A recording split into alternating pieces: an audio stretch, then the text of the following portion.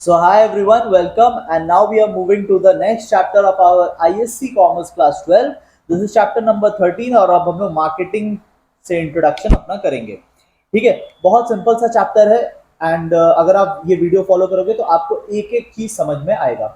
Before starting this chapter मैं आपको एक इन्फॉर्मेशन दे दूं कि कॉमर्स में मेनली जो स्टूडेंट्स को प्रॉब्लम आती है वो आती है लर्निंग की। समझ तो जाते हैं, यूट्यूब में काफी सारे वीडियोस है, क्लास टीचर्स है, ट्यूशन टीचर्स है, समझ तो जाते हैं, मेन प्रॉब्लम लर्निंग की आती है। तो टू केटर दैट प्रॉब्लम मैंने learn with me series start किया है, जहां मैं चैप्टर वाइज आपको लर्न करवा के दे रहा हूँ।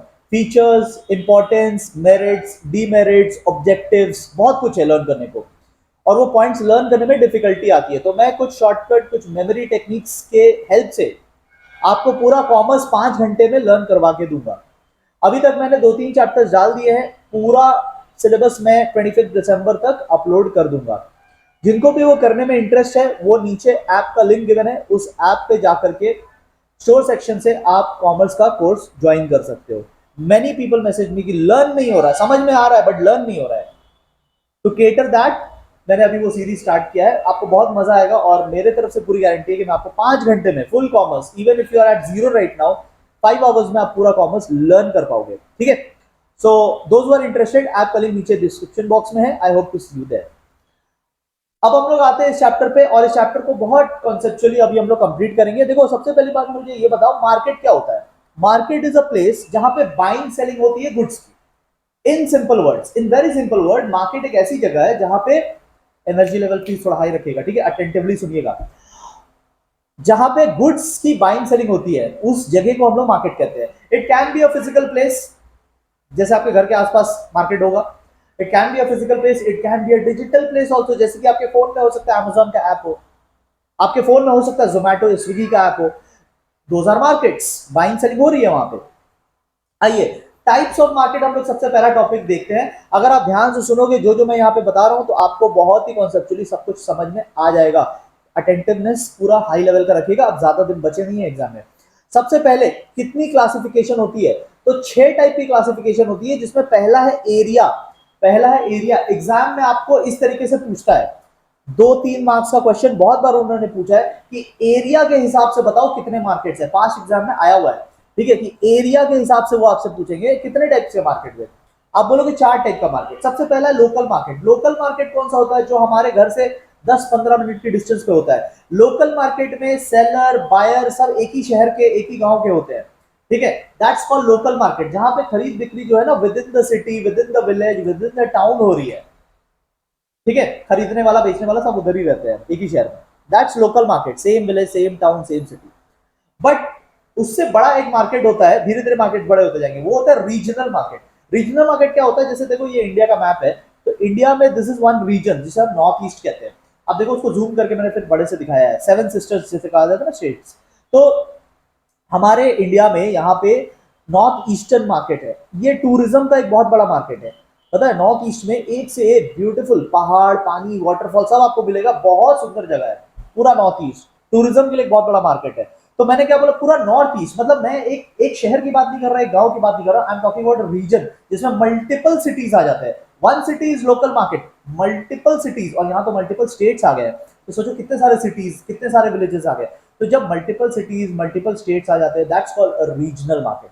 ये लोकल मार्केट से बड़ा होता है। इसके जो कंज्यूमर एंड सेलर्स होते हैं वो मल्टीपल सिटीज से बिलोंग करते हैं। फिर आता है नेशनल मार्केट। जैसे इंडिया, इंडिया एक नेशनल मार्केट है। इंडिया में जैसे कपड़े बहुत अच्छे मिलते हैं, इंडिया में एग्रीकल्चरल प्रोडक्ट्स बहुत अच्छा मिलता है। इंडिया से विदेशों में जाते हैं एग्रीकल्चरल प्रोडक्ट्स, तो कपड़े भी जाते हैं इंडिया से। तो इंडिया एक बहुत बड़ा नेशनल मार्केट कहलाएगा। एक कंट्री को हम लोग कहते हैं नेशनल मार्केट, बट जहां मल्टीपल कंट्रीज इन्वॉल्व हो जाते हैं उसे हम कहते हैं इंटरनेशनल मार्केट। जैसे कि आपके बुक में एग्जांपल दिया है यूरोपियन यूनियन, बट आप सोचो ऑयल, ऑयल कहां से आता है? मिडिल ईस्ट कंट्रीज से मोस्टली। अभी अभी इंडिया रशिया से खरीद रहा है, बट ऑयल का एक बहुत बड़ा मार्केट है middle eastern country. Saudi Arabia हो गया, ईरान हो गया, ठीक है, और भी वहां पे जो मिडिल ईस्टर्न कंट्रीज है, अरबिक कंट्रीज जिसे कहते हैं, वो ऑयल के लिए एक बहुत बड़ा इंटरनेशनल मार्केट है। इंटरनेशनल क्यों कहेंगे उसे? क्योंकि वहां पे multiple countries, several countries involve है, कोई एक दो देश की बात नहीं हो रही वहां पे। मल्टीपल कंट्रीज इन्वॉल्व है। तो ऑयल का जो मार्केट है दैट्स एन इंटरनेशनल मार्केट। तो आई होप आपको समझ में आ गया होगा, ये एक बार अपने एंड से देख लेना, ठीक है। नेक्स्ट हम लोग चलते हैं on the basis of volume. तो पहले हम लोग तो क्या बात किया, एरिया के हिसाब से। सर वॉल्यूम का मतलब क्या होता है? वॉल्यूम का मतलब होता है क्वांटिटी, ठीक है। अटेंटिवनेस एकदम हाई लेवल पे रख के चलेंगे तो बार बार एक ही चीज को नहीं करना पड़ेगा, ठीक है। ध्यान से सुनते जाना, ध्यान से आई टू आई कॉन्टैक्ट मेंटेन करके रखो, ठीक है। सिर्फ मैं और आप और कॉमर्स, ध्यान से सुनो। क्वांटिटी की बात हो रही है, वॉल्यूम मतलब क्वांटिटी की बात हो रही है, कौन ज्यादा क्वांटिटी वाला मार्केट है। तो देखो दो टाइप के मार्केट होते हैं, एक होलसेल मार्केट, होलसेलर वो होता है जो कि बल्क में प्रोडक्ट खरीदता है और रिटेलर्स को बेचता है। और एक होता है रिटेल मार्केट, रिटेलर जो होता है स्मॉल क्वांटिटी खरीदता है और कंज्यूमर्स को बेचता है। जैसे टेलीविजन का मार्केट हो गया, तो टेलीविजन होलसेलर क्या करेगा ना, हो सकता है 1 लाख टेलीविजन एक बार में खरीद लेगा और अपने गोडाउन में रख लेगा। होलसेलर 1 लाख टेलीविजन खरीद के अपने गोडाउन में रख सकता है। बट रिटेलर की बात आएगी ना, तो रिटेलर हो सकता है 100 टेलीविजन सेट्स खरीदेगा एक बार में। तो देखो वॉल्यूम में कितना डिफरेंस आ गया, वो 1 लाख खरीद रहा है, ये 100 खरीद रहा है। That is what we are talking about. तो आपको ऐसे भी क्वेश्चन पूछ सकता है कि वॉल्यूम के बेसिस पे कितने मार्केट्स होते हैं। तो एक हाई वॉल्यूम वाला बल्की मार्केट होलसेलर, और एक लेस वॉल्यूम वाला रिटेल मार्केट। फिर आपसे पूछ सकता है कि प्रोडक्ट के हिसाब से सब्जेक्ट ऑफ एक्सचेंज को अगर मैं एकदम सिंपल लैंग्वेज में बोलूं, ठीक है। जिनके पास मेरा बुक है, मैं कोर्स के साथ आपको बुक भी प्रोवाइड कर रहा हूं, जिनके पास मेरा बुक है सेम नोट्स आपको वहां दिख रहा होगा, आप प्लीज ये सब लिखते हुए चलिएगा, ठीक है। इन सिंपल वर्ड प्रोडक्ट की बात हो रही है, क्या मिलेगा। तो देखो दो टाइप की चीजें मिलती है। सबसे पहले गुड्स मिल सकता है, अगर आपको गुड्स मिल रहा है that type of market is called commodity market. आपके घर के 10 मिनट की दूरी पे जो मार्केट है, जहां से आप किताब कॉपी ये सब खरीद के लाते हो, जहां से घर का राशन आता है, दैट्स कमोडिटी मार्केट, जहां पे फिजिकल गुड्स मिल रहा है आपको। और दूसरा मार्केट होता है जहां पे आपको फंड्स मिलते हैं। अच्छा, फंड्स भी दो टाइप के मिलते हैं। अब अगर आपको लॉन्ग टर्म के लिए फंड्स मिल रहा है, लंबे समय के लिए पैसे मिल रहे हैं, इक्विटी शेयर्स मिल रही है, दैट्स कॉल्ड कैपिटल मार्केट। और अगर आपको शॉर्ट टर्म के लिए 3 महीने के लिए फंड्स मिल रहा है, that's called money market. Banks की बात हो रही है, शेयर बाजार की बात, शेयर बाजार में लॉन्ग टर्म फंड्स आते हैं ना, इक्विटी, परमानेंट कैपिटल, तो वो हो गया capital market. Capital market long term के लिए फंड्स मिलेगा, और शॉर्ट टर्म 3 महीने 2 महीने के लिए पैसे चाहिए, बैंक से मिलता है, दैट्स कॉल्ड मनी मार्केट, ठीक है। तो दो टाइप के मार्केट बेसिकली हुए, एक गुड्स वाला कमोडिटी मार्केट और एक फंड्स वाला। फंड्स वाला मार्केट भी फिर दो टाइप का होता है। फंड्स वाले मार्केट को हम लोग बोलते हैं फाइनेंशियल मार्केट। फाइनेंशियल मार्केट भी दो टाइप का होता है, लंबे समय के लिए अगर है कैपिटल मार्केट, शॉर्ट टाइम के लिए है तो मनी मार्केट। आई होप आपको ये भी समझ में आ गया है। नेक्स्ट चलते हैं on the basis of position of buyer and seller. देखो प्राइमरी मार्केट, प्राइमरी मार्केट में एक काम करते हैं ना, यहाँ मैं आपके लिए नोट्स बना देता हूँ, थोड़ा आपको भी लिखना पड़ेगा, ठीक है। एग्जाम मुझे नहीं देना, मेरा एग्जाम हो चुका भाई, मेरा खत्म, मेरा टेंशन ओवर, अभी तुम्हारा है, तो ध्यान दो, ठीक है। ध्यान दो, मैं आपको जला नहीं रहा, बट थोड़े मजे ले रहा हूं बस। देखो seller, position of buyer and seller. तो प्राइमरी मार्केट, प्राइमरी मार्केट में सेलर कौन होगा? प्रोड्यूसर। और खरीदेगा कौन? होलसेलर। थोड़ा मेरे साथ साथ बनाते चलो ना, आप ही को एग्जाम देना ना, आप बनाओ। सेकेंडरी मार्केट, सेकेंडरी मार्केट में सेलर कौन होगा? होलसेलर। और खरीदेगा कौन? रिटेलर। अच्छा, and last terminal market. Terminal मतलब फाइनल, ठीक है, टर्मिनल का मतलब फाइनल, फाइनल, ठीक है। अपने अंडरस्टैंडिंग के लिए लिखते चलना, जितना जो ज्यादा लिखेगा वो ज्यादा मार्क्स लाएगा, जो कम लिखेगा वो कम मार्क्स लाएगा। रिटेलर, ठीक है, रिटेलर। और खरीदेगा कौन? कंज्यूमर, कंज्यूमर, ठीक है। तो ये हो गया, मैंने आपको बता दिया position of buyer and seller, ठीक है। तो सेलर कौन रहेगा, बायर कौन रहेगा, उसके हिसाब से मार्केट डिस्कस करते हैं। तो अगर सेलर प्रोड्यूसर है और खरीदने वाला होलसेलर है, दैट्स प्राइमरी मार्केट, पहला मार्केट। अगर सेलर होलसेलर है और खरीदने वाला रिटेलर है, दैट्स सेकेंडरी मार्केट। और लास्ट, अगर रिटेलर बेच रहा है फाइनल कंज्यूमर को, that's the last final market, final को टर्मिनल भी कहते हैं। हो गया इजी, ठीक है। नेक्स्ट आता है नेचर ऑफ ट्रांजैक्शन, कब खरीदना है या नहीं, nature, nature type of transaction की बात हो रही है। तो एक होता है स्पॉट ट्रांजैक्शन। स्पॉट ट्रांजैक्शन होता है जहां हम लोग एक्चुअली में फिजिकली गुड्स खरीदना चाहते हैं। जैसे आप सुबह गए अपने घर के पास एक स्टेशनरी शॉप में, और वहां से आपने एक पेन का पैक उठाकर लाया जिसमें 5 पेन्स थे। तो that is what, that is spot market, जहां पे आपको फिजिकली गुड्स मिला। और एक पता है क्या होता है, एक होता है जैसे फ्यूचर मार्केट बोलते हैं, जैसे फॉरेन एक्सचेंज का मार्केट। मुझे लग रहा है यार डॉलर का रेट बड़ा बढ़ रहा है, ठीक है, मुझे लग रहा है कि डॉलर का रेट बहुत बढ़ रहा है, तो मुझे ना उस रेट बढ़ने का फायदा उठाना है। मैं अपने आंखों के सामने देख रहा हूँ यार डेली डॉलर ऊपर नीचे इतना फ्लक्चुएशन हो रहा है, मैं सोच रहा हूँ कि मैं बैठे बैठे क्या केवल रेट देखो, इसका मुझे फायदा उठाना है। तो मैं क्या करता हूँ, मैं फॉरेन एक्सचेंज मार्केट में जाता हूँ, मैं अपना एक ऑनलाइन अकाउंट बनवाता हूँ और फॉरेन एक्सचेंज में ट्रेडिंग शुरू करता हूँ। मुझे डॉलर खरीदने नहीं है, मुझे सिर्फ डॉलर के फ्लक्चुएशंस का फायदा उठाना है। तो मैं डॉलर बाई कर लेता हूं जब डॉलर की रेट होती है 83 रुपीज, एक डॉलर 83 रुपीज का मिलता है, तो मैं बाई कर लेता हूं। और जब डॉलर 84 पे जाता है तो मैं सेल कर देता हूं, मुझे 1 रुपए का फायदा हो जाता है। ऐसे मैंने 1 लाख क्वांटिटी खरीदी थी, 1 लाख क्वांटिटी पे 1 रुपए का फायदा भी हुआ, तो 1 लाख रुपीज का फायदा हो जाता है, ठीक है। 1 lakh quantity into 1 rupee is equal to 1 lakh का फायदा। तो 1 रुपया भी डॉलर का रेट चेंज होता है ना, उसका फायदा कर लेता है। तो मुझे किस में इंटरेस्ट है, मुझे बस ये फायदा में इंटरेस्ट है। I am only here to make profit, मुझे डॉलर नहीं चाहिए। डॉलर का क्या करूं मैं इंडिया में, डॉलर कहां दूंगा इंडिया में, मुझे I am not interested in the product, I am interested in the price of the product, ठीक है। तो उसे हम कहते हैं फ्यूचर मार्केट, ठीक है, जहां मुझे प्रोडक्ट नहीं चाहिए, मुझे बस दाम पे खेलना है गेम, ठीक है। और ऐसा करते हैं लोग, बड़े प्रॉफिट बनाते हैं उसमें। एंड लास्ट लास्ट आता है nature of the goods. Goods किसके लिए बना है, अगर गुड्स हमारे जैसे कंज्यूमर्स के लिए बना है, जैसे कि आपने नोटबुक खरीदी, ठीक है ना, कॉपी जिसे कहीं कहीं जगह पे कॉपी कहते हैं, कहीं जगह पे नोटबुक कहते हैं। तो आपने नोटबुक खरीदी, दैट्स अ कंज्यूमर मार्केट, जहां से आपने खरीदी, जिस दुकान से आपने खरीदी, जो ट्रांजैक्शन हुआ हम लोग कहेंगे ये कंज्यूमर मार्केट का ट्रांजैक्शन था। लेकिन ये नोटबुक किसी मशीन में प्रिंट हुआ होगा, ये नोटबुक किसी प्रिंटिंग मशीन में प्रिंट हुआ होगा, छपा होगा, बाइंडिंग हुई है इसकी, फिर आपको मिला है। तो वो मशीन किसने खरीदा, वो मशीन किसी प्रोड्यूसर ने खरीदा था। तो वो मशीन जिस मार्केट से खरीदी गई है, उस मार्केट को हम लोग कहेंगे प्रोड्यूसर्स मार्केट, क्योंकि खरीदार कौन है, प्रोड्यूसर। तो अगर प्रोड्यूसर के लिए गुड्स मिल रहा है, दैट्स प्रोड्यूसर्स मार्केट, और अगर कंज्यूमर के लिए गुड्स मिल रहा है, दैट्स कंज्यूमर मार्केट। तो ये पहला पार्ट हमने खत्म किया, इसको एक बार आप रिवाइज कीजिए, ऑनेस्टली प्लीज रिवाइज कीजिए। So let's continue with features of marketing. तो देखो मार्केटिंग एक अलग वर्ड है, मार्केट एक अलग वर्ड था। Market was a place, marketing is an activity.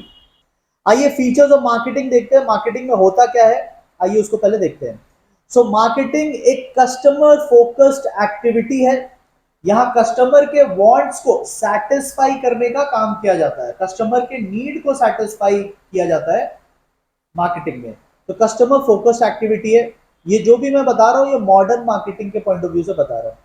It's an integrated process, integrated मतलब इसमें सेवरल एक्टिविटीज आएंगे, और उन सेवरल एक्टिविटीज को साथ में हम लोग मार्केटिंग कहते हैं। जैसा कि आप यहां पे देख सकते हैं, टोटल 13 एक्टिविटीज है, दो यहां पर, दो यहां पर, और 9 थर्ड वाले कैटेगरी में।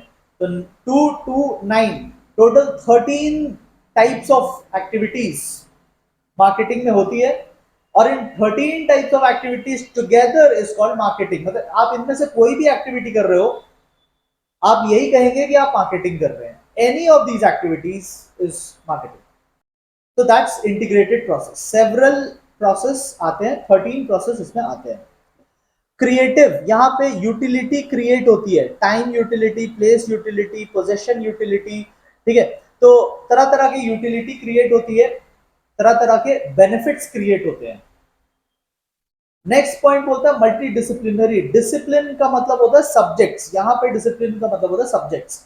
मार्केटिंग अच्छे से करने के लिए आपको काफी सारे सब्जेक्ट्स की नॉलेज होनी चाहिए। जैसे कि यहाँ पे कुछ सब्जेक्ट्स का नाम लिखा हुआ है, ठीक है।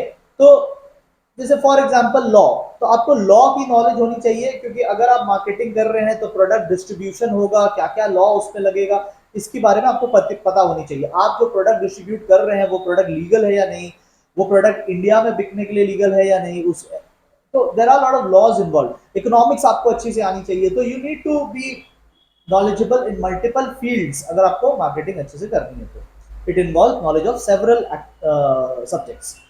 परवेसिव है, मार्केटिंग हर जगह लगता है। It is not only needed in business organisation, but marketing non business वालों को भी करना पड़ता है। सो हर चीज की मार्केटिंग होती है। मार्केटिंग आज के टाइम में is involve in every area, ठीक है, तो बीइंग कॉमर्स स्टूडेंट्स आपको पता होना चाहिए कि जो मार्केटिंग आप सीख रहे हो ये हर जगह काम आएगा। It's an art. कौन कैसे करता है वो एक आर्ट है, बट करना सबको पड़ता है। कुछ अच्छा करते कुछ खराब करते हैं, बट करना सबको पड़ता है। अब देखो, मार्केटिंग दो टाइप के हमारे सिलेबस में है, ट्रेडिशनल एंड मॉडर्न। हम लोग जो चैप्टर पढ़ रहे हैं वो मॉडर्न के पॉइंट ऑफ व्यू से पढ़ रहे हैं, बट एक बार ट्रेडिशनल भी देख लेते हैं कि ट्रेडिशनल कहते हैं किसे कहते हैं। अब ट्रेडिशनल का मतलब होता है ओल्ड। ट्रेडिशनल का मतलब होता है ओल्ड। तो पुराने जमाने में मार्केटिंग का क्या मतलब था? पुराना जमाना का जो थिंकिंग था वो काफी नैरो थिंकिंग था, बहुत ही छोटी लेवल की सोच थी। छोटी नहीं, मतलब क्या बोलूं, बहुत ही लिमिटेड लिमिटेड सोच थी। मार्केटिंग को सिर्फ सेल कर देना बस यही माना जाता था कि बिकवा दो, बस प्रोडक्ट बिकवा दो। Entire focus was on product rather than customer. Customer का सेटिस्फैक्शन की जगह प्रोडक्ट पे ज्यादा फोकस करते थे। कितना प्रोडक्ट बनेगा, कितना प्रोडक्ट बिकेगा, कैसे बिकेगा। तो it was all about making products and selling them. It was all about making products and selling them. That was traditional marketing. पुराने जमाने में इतना ही सोच था। मॉडर्न मार्केटिंग क्या है? मॉडर्न मार्केटिंग जो आज के टाइम में होता है वो कस्टमर ओरिएंटेड है। कस्टमर को क्या चाहिए वो आपको बनाना है। तो it is focus on customer. और इंटीग्रेटेड हमने अभी बात किया ना, इंटीग्रेटेड में सेवरल एक्टिविटीज इसमें आते हैं। 13 एक्टिविटीज मैंने अभी आपको दिखाया। 13 एक्टिविटीज इसमें आते हैं मॉडर्न में। तो आई एम टेलिंग यू, पूरा चैप्टर हम लोग मॉडर्न के पॉइंट ऑफ व्यू से पढ़ रहे हैं। ट्रेडिशनल का सिर्फ ये एक टॉपिक इतना ही बस पढ़ना है। ट्रेडिशनल मतलब पुराने जमाने, वो तो गया ना जमाना, तो बस उसमें क्या था बस इतना जान लो। बाकी पूरा जो हम लोग पढ़ रहे हैं वो मॉडर्न के पॉइंट ऑफ व्यू से पढ़ रहे हैं। एग्जाम में अगर पूछा व्हाट इज मार्केटिंग, आप मॉडर्न वाला बता कर आओगे। ठीक है, तो जब तक ट्रेडिशनल को ना पूछे आप ट्रेडिशनल मत बताना, ठीक है।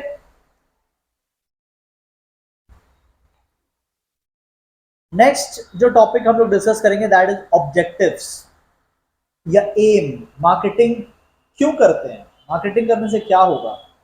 सबसे पहला, कस्टमर हमारा सेटिस्फाई होगा। वी विल फाइंड आउट कि कस्टमर को क्या चाहिए और उसको वो प्रोवाइड करेंगे, तो कस्टमर सेटिस्फैक्शन बढ़ेगा। सेकंड, हमें भी फायदा होगा, कस्टमर को फायदा। हम तो कस्टमर से लिंक्ड है ना, कस्टमर खुश तो हम लोग भी खुश, तो हमारी रेवेन्यू वहीं से आती है, तो हमें प्रॉफिट होगा। कस्टमर हैप्पी तो then we will earn revenue. Next, इससे अब ये अगले चैप्टर में आप पढ़ोगे 4 पीज ऑफ मार्केटिंग होते हैं। मार्केटिंग में बेसिकली 4 पीज होते हैं, तो ये सब इंटरलिंक्ड होते हैं। ठीक है, ये नेक्स्ट चैप्टर में ज्यादा डिटेल में पढ़ोगे। इन सबका होना, अच्छा होना जरूरी है। तो we have to integrate them, we have to coordinate and make sure कि ये चारों के चारों एक्टिविटीज हमारे अच्छे से हो जाए। तो मार्केटिंग का एम है कि चाहे हमारा प्रोडक्ट का डिजाइनिंग हो, पहला P is related to product. Product का डिजाइनिंग अच्छा होना चाहिए, प्रोडक्ट अच्छा बनना चाहिए, प्रोडक्ट का दाम करेक्ट होना चाहिए, बिकॉज दाम गलत हुआ तो अच्छे प्रोडक्ट भी नहीं बिकेंगे। प्रोडक्ट को प्रमोशन हमें सही तरीके से करना है, अच्छी उसकी ब्रांडिंग होनी चाहिए, एंड उसे सही जगह पे सही टाइम पे पहुंचाना है। चारों होगा अच्छा, then we will be successful. तो ये मार्केटिंग का काम है कि इन चारों एक्टिविटीज को साथ में लेकर के सक्सेसफुल बने। एंड लास्ट है, सोसाइटी को हेल्प करते हैं, बिकॉज एम्प्लॉयमेंट जनरेट होता है। आज मार्केटिंग में कितने सारे लोग इन्वॉल्व है, कितने सारे एडवर्टाइजिंग एजेंट्स है, कितने सारे मार्केटिंग एजेंट्स है, सर्वे करने के लिए कितने लोग जाते हैं। तो it's a huge market, it's a huge market where there are so many people involve. कितने लोगों को जॉब्स मिले हैं मार्केटिंग की वजह से। तो that's service to the society. तो ऑब्जेक्टिव्स ये चार हैं। Now we will see the importance of marketing। तो मार्केटिंग के क्या क्या इंपॉर्टेंस है ये देखते हैं। सबसे पहला, आपका बिजनेस का फाउंडेशन स्ट्रांग हो जाता है। Good marketing helps you in building a strong business. एक लॉन्ग लास्टिंग बिजनेस बिल्ड करने के लिए मार्केटिंग अच्छी होनी चाहिए। ठीक है, उससे आप जो प्रोड्यूस करोगे वो कंज्यूम भी होता चलेगा। नेक्स्ट आता है source of revenue. Of course marketing अच्छी होगी तो ही आपका प्रोडक्ट बिकेगा, कस्टमर सेटिस्फाई होंगे तो ही आपका प्रोडक्ट बिकेगा, एंड देन ओनली आपको रेवेन्यू आएंगे। तो आपके रेवेन्यू इस पर डिपेंडेंट होती है। कस्टमर की सेटिस्फैक्शन डिपेंडेंट होती है मार्केटिंग पे, बिकॉज मार्केटिंग में you try to find out कि what do the customer want. तो कस्टमर सेटिस्फाई होगा if you provide them with what they want. Higher standard of living, देखो अगर कस्टमर को वो मिल रहा है जो अच्छे प्रोडक्ट्स है, तो उससे उनका लिविंग स्टैंडर्ड इंप्रूव होगा, because now they are using good quality products, now they are using efficient products at good price, they are buying it. तो इससे उनका लिविंग स्टैंडर्ड, अदरवाइज क्या है, पैसे हो सकते हैं बहुत ज्यादा चार्ज किए जाए, प्रोडक्ट हो सकता है बहुत खराब मिले, तो that's not a high standard living. And employment की बात हमने ऑब्जेक्टिव्स में भी किया था, एम्प्लॉयमेंट यहाँ पे भी आता है, तो ऑब्जेक्टिव है, जॉब देना ऑब्जेक्टिव है, और अगर मिल जाए तो वही इंपॉर्टेंस है कि जॉब मिलता है। There are lot of people, आप देखो मार्केटिंग में ट्रांसपोर्ट का काम होता है, वेयर हाउसिंग का काम होता है, एडवर्टाइजिंग, बहुत सारा काम होता है, और हर काम में team of people are involve. तो कितने सारे लोगों को जॉब मिला है मार्केटिंग एक्टिविटीज की वजह से, दैट्स द इंपॉर्टेंस।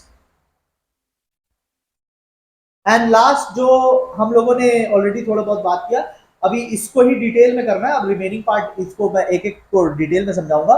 बट यहाँ पे आपको ये चार्ट याद करना पड़ेगा, मतलब जैसे दो एक्टिविटीज है जो कि एक्सचेंज फंक्शन है, आपको ना ऐसे याद करना पड़ेगा कि एक्सचेंज में कितने फंक्शंस आते हैं। मार्केटिंग का 13 फंक्शंस है, 13 आपको दिख रहा होगा, दो यहाँ पे, दो यहाँ पे, 9 यहाँ पे, 13 फंक्शंस है। बट 13 में भी आपको कैटेगरी वाइज याद करना होगा। जैसे एक्सचेंज में कितना आता है, एक्सचेंज मतलब बाई सेल, तो यहाँ पे बस बाइंग सेलिंग आएगा, ठीक है, बाइंग सेलिंग आएगा।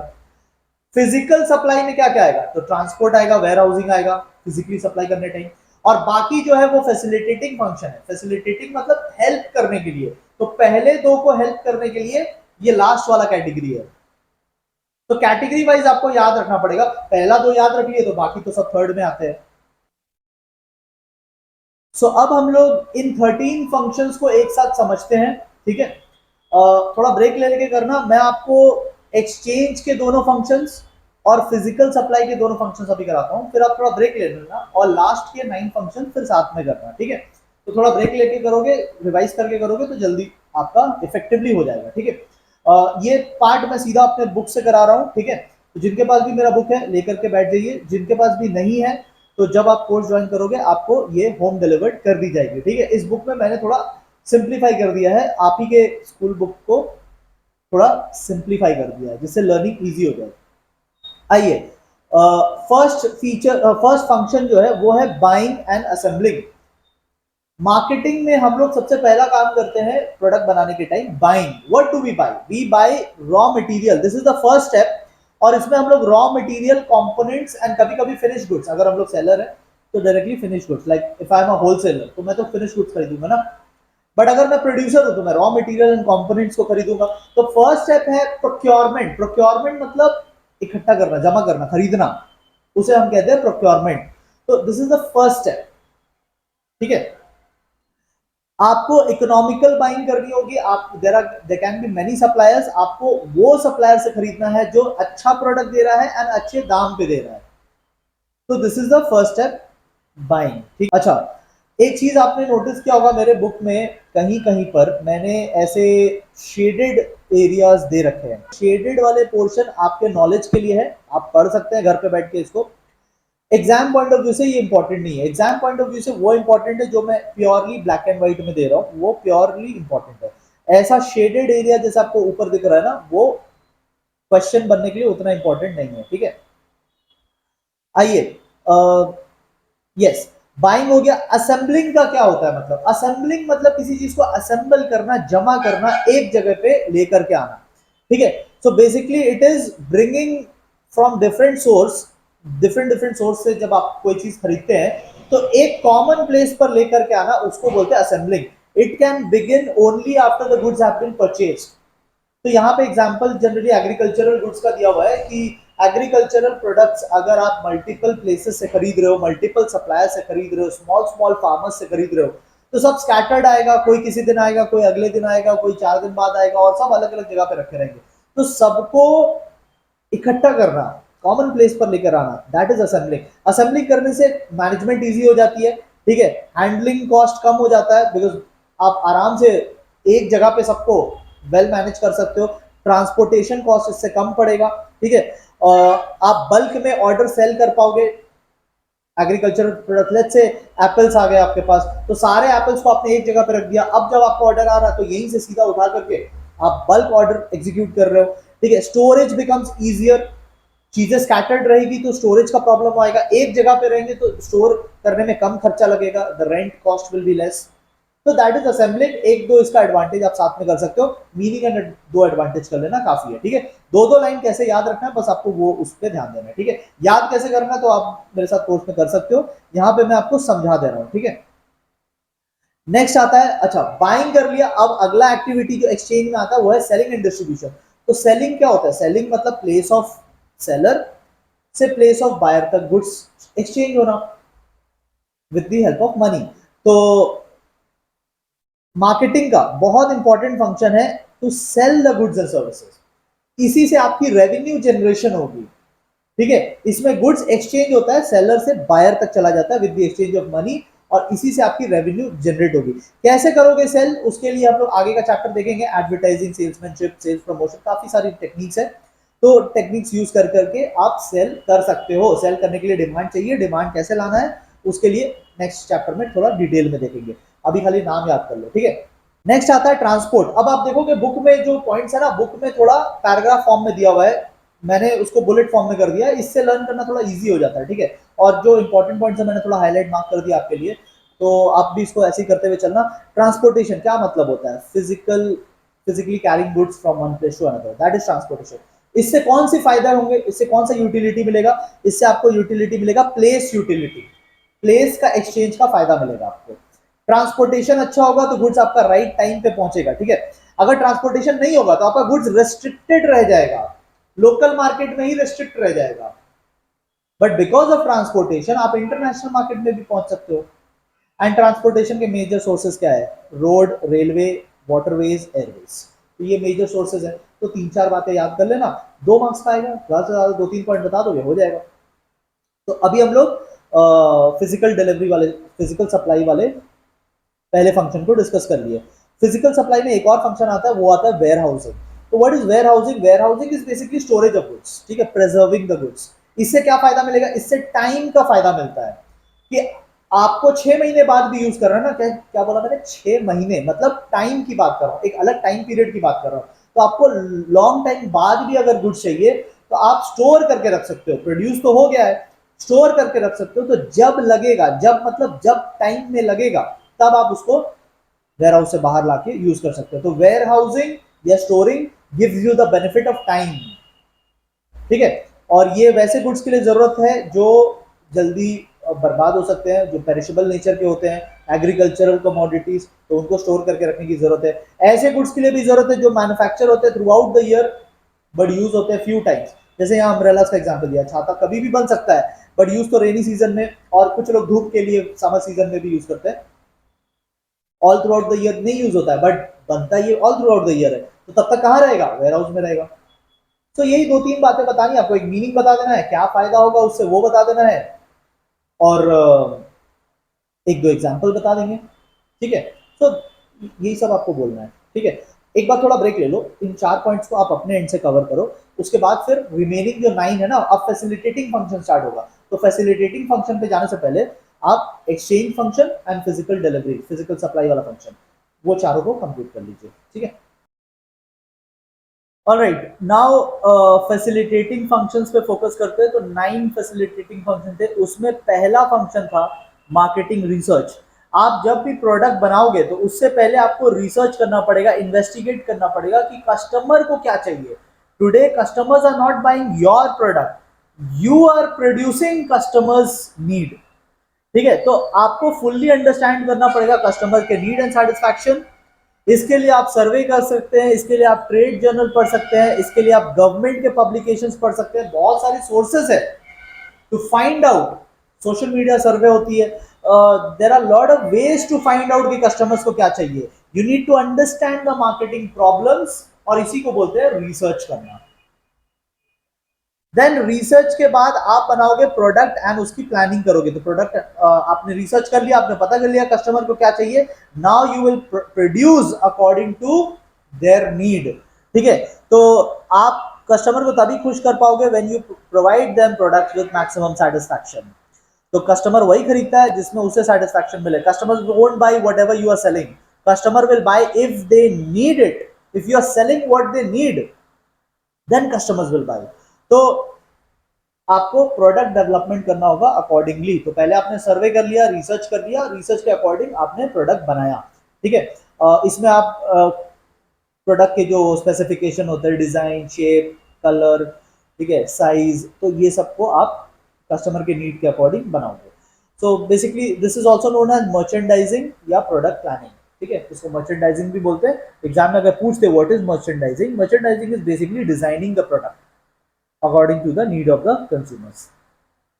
अच्छा, फिर प्रोडक्ट जब बन जाए तो उसको स्टैंडर्डाइजेशन एंड ग्रेडिंग का प्रोसेस आता है। What is standardisation and grading? देखो, स्टैंडर्डाइजेशन इज बेसिकली क्या हमारा प्रोडक्ट एक स्टैंडर्ड प्रोडक्ट है, जो हमारा टारगेट था क्या वो टारगेट मीट कर रहा है। जैसे हमने फोन के बैटरीज बनाए, हमने फोन के बैटरीज बनाए, अब बैटरीज हमें ऐसा बनाना था कि जो कि विदाउट चार्जिंग 24 डेज का बैकअप, सॉरी 24 आवर्स का बैकअप दे दे। ठीक है, 24 आवर्स का बैकअप दे दे। तो अगर हमारे फोन के बैटरीज 24 आवर्स का बैकअप दे रहे हैं, इट्स अ स्टैंडर्ड प्रोडक्ट। अगर वो नहीं दे रहे तो बिलो स्टैंडर्ड प्रोडक्ट हो गया। तो स्टैंडर्ड प्रोडक्ट उसे कहते हैं, स्टैंडर्डाइजेशन उसे कहते हैं कि हमारा टारगेट मीट हुआ कि नहीं।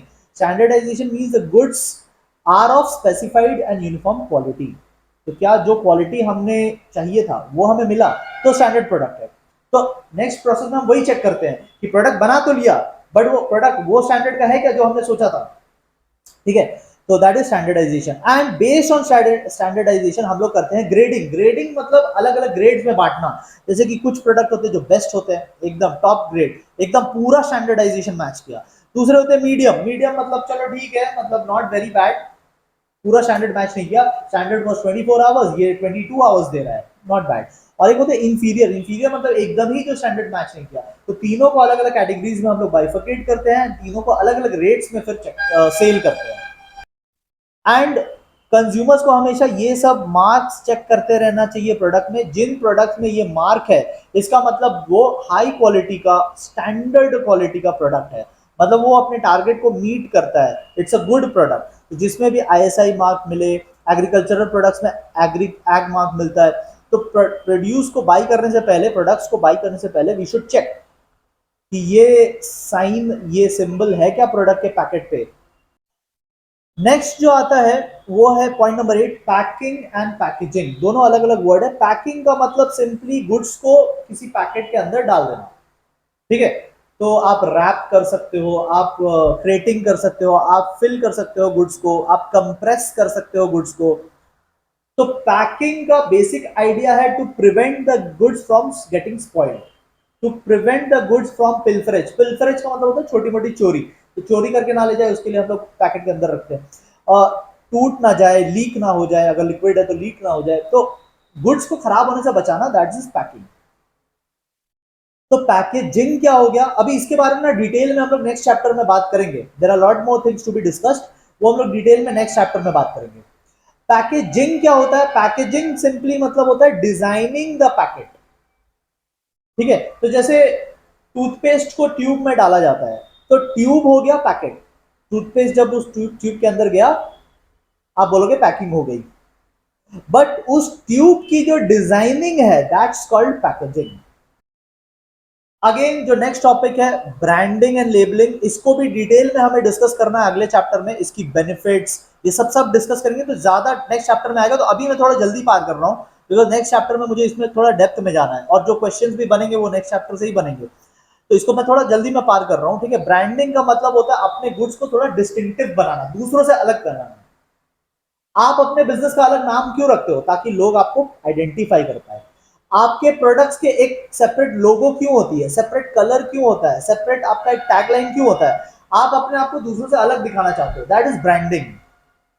तो ब्रांडिंग किया जाता है अपने आप को दूसरों से अलग दिखाने के लिए। एंड लेबलिंग क्या होता है? लेबलिंग होता है providing information about the product. तो प्रोडक्ट में एक लेबल लगा दिया जाता है या अटैच कर दिया जाता है। जैसे आप कपड़े खरीदने गए, तो कपड़ों में एक प्राइस टैग होता है ना, उसमें क्वालिटी एंड ऑल सब के बारे में डिटेल रहता है, क्या साइज का वो कपड़ा है, क्या प्राइस में मिलेगा, ठीक है, क्या मटेरियल है, कहाँ पे बना है, तो we get all the details. तो डिटेल्स के लिए होती है लेबलिंग। तो लेबलिंग ये पैकेट में ही होता है, and it provides details, details about the product. Then आता है प्राइसिंग। अगेन ये सब जो टॉपिक्स है ना, ये सब हमें नेक्स्ट चैप्टर में बहुत डिटेल में बात करना है। तो प्राइसिंग मतलब क्या हुआ, एक मनी वैल्यू अपने प्रोडक्ट के साथ अटैच कर देना। ठीक है, price should be reasonable. Product अगर बहुत धांसू प्रोडक्ट है तो उसके प्राइस भी वैसी होती है, प्रोडक्ट अगर नॉमिनल सा प्रोडक्ट है तो उसकी प्राइस भी नॉमिनल होती है। ठीक है, प्राइसिंग पे बहुत डिटेल में हमें बात करना है, प्राइसिंग किस तरीके से सेट करते हैं, क्या चीजों का ध्यान रखना है, वो सब नेक्स्ट चैप्टर में बात करेंगे। यहाँ पे सिर्फ प्राइसिंग का मतलब मैं समझा रहा हूँ। प्राइसिंग का मतलब प्रोडक्ट का एक वैल्यू फिक्स करना। कैसे करते हैं, क्या माइंड में रखना है, वो नेक्स्ट चैप्टर में, बट वैल्यू फिक्स करना, दैट इज कॉल्ड प्राइसिंग। अच्छा, अब आपका प्रोडक्ट रेडी हो गया, प्रोडक्ट की दाम भी रेडी हो गई, अब आपको क्या करना है, एडवर्टाइजिंग करना है। ठीक है, सो एडवर्टाइजिंग इज एंड सेल्समैनशिप दोनों is basically promoting your goods. आप मास फॉर्म में आप प्रमोट कर सकते हैं गुड्स को, that is called advertising. It is a paid form of communication. तो you want to persuade, you want to attract the people towards your product, that's called advertising. Salesmanship थोड़ा mass communication नहीं है, salesmanship is one to one communication, जहां पे face to face आपकी doubt solving की जाएगी, आपको एक अच्छा ऑफर दिया जाएगा और एक डील फाइनलाइज की जाएगी गुड्स प्रोड्यूस को बेचने के लिए। चाहे आप एडवर्टाइजिंग करो, चाहे आप सेल्समैनशिप करो, या दो और चीज हम लोग नेक्स्ट चैप्टर में सीखेंगे, सेल्स प्रमोशन एंड पब्लिसिटी। वो सारे के सारे activities is basically promoting the goods. हम लोग क्या कर रहे हैं, हम लोग गुड्स को प्रमोट कर रहे हैं। एडवर्टाइजिंग से न्यू कस्टमर्स भी बना सकते हैं और एग्जिस्टिंग कस्टमर्स को रिटेन भी कर सकते हैं। ज्यादा डिटेल में ये सब नेक्स्ट चैप्टर में आएगा। ठीक है, अगला इंपॉर्टेंट फंक्शन आता है मार्केटिंग में, वो है फाइनेंसिंग। देखो, कोई भी बिजनेस बिना फाइनेंस के तो चलेगा नहीं, यू नीड मनी। तो फाइनेंसिंग एक ऑक्सिलरी फंक्शन है। ऑक्सिलरी मतलब एक्स्ट्रा फंक्शन है, मेन फंक्शन नहीं है, but it is important, essential है। ऑक्सिलरी होने के बाद भी ये इंपॉर्टेंट है। इसमें आप पैसे कहां से अरेंज करने हैं, कौन से बैंक को अप्रोच करना है, कहां कम इंटरेस्ट रेट पे आपको मिल रहा है, वो आप डिसाइड करते हो। ठीक है, large amount of capital is required. आप जब बिजनेस करते हो तो ये पैसे आपको कहां से मिलेंगे, लॉन्ग टर्म पैसे या मीडियम टर्म पैसे या शॉर्ट टर्म पैसे आपको कहां कहां से मिलेंगे, ये चीज आइडेंटिफाई करना। Least costly source of finance identify करना, दिस इज फाइनेंसिंग। ठीक है, कौन प्रोवाइड करेगा, who is going to provide it, it is basically providing money, but who is going to provide it, banks are going to provide it. ठीक है, next जो last 13 number function है वो है रिस्क टेकिंग। बिजनेस है तो risk तो होगा। रिस्क मतलब क्या, risk of uncertainty of profit या डेंजर ऑफ लॉस। प्रॉफिट कम हो जाए, प्रॉफिट ना हो या लॉस हो जाए, that is the risk in the business. तो जब हम बिजनेस कर रहे हैं तो तरह तरह के रिस्क होते हैं। प्रॉफिट हो सकता है हमारा कम हो जाए, मटेरियल हो सकता है हमारी चोरी हो जाए, फैक्ट्री में हो सकता है कुछ आग लग जाए, ये सारे के सारे रिस्क है। तो being an owner we have to take that risk, we have to bear that risk. But marketing के हेल्प से आप अपने रिस्क को भी ट्रांसफर कर सकते हैं। कैसे, इंश्योरेंस करवा के। You can get your goods insured, थोड़ा पैसा लगेगा प्रीमियम का, बट आपका जो गुड्स है वो इंश्योर हो जाएगा। अब रिस्क जो है वो ट्रांसफर हमने कर दिया इंश्योरेंस कंपनी को। अब कोई भी दिक्कत आएगी तो insurance company will pay us the money. Insurance का चैप्टर आपने क्लास 11 में किया ही है, अभी वो मेरा डिस्कशन नहीं है, but I am just telling you कि अगर आपको किसी चीज का रिस्क लग रहा है, आपको फायर एक्सीडेंट का रिस्क लग रहा है अपने फैक्ट्री में, you can do a fire insurance. तो इससे क्या होगा, आपको फर्दर कोई रिस्क उठाना नहीं पड़ेगा, your risk will be minimised. तो मार्केटिंग का ये पहला चैप्टर रहा हमारा। अभी इसके बाद हम लोग सेकंड चैप्टर करेंगे। सेकंड चैप्टर में ये सब फंक्शंस को डिटेल में करेंगे। तो आपको थोड़ा नोटिस हुआ होगा मैं थोड़ा फास्ट गया यहाँ पे, क्योंकि अगले चैप्टर में मुझे पता है कि इसको थोड़ा डिटेल में समझाना है। तो यहां बस एक बेसिक सेंस ले लो 13 फंक्शंस का। नेक्स्ट चैप्टर में डीप सेंस हम लोग लेंगे इसी चैप्टर का। Thank you so much everyone.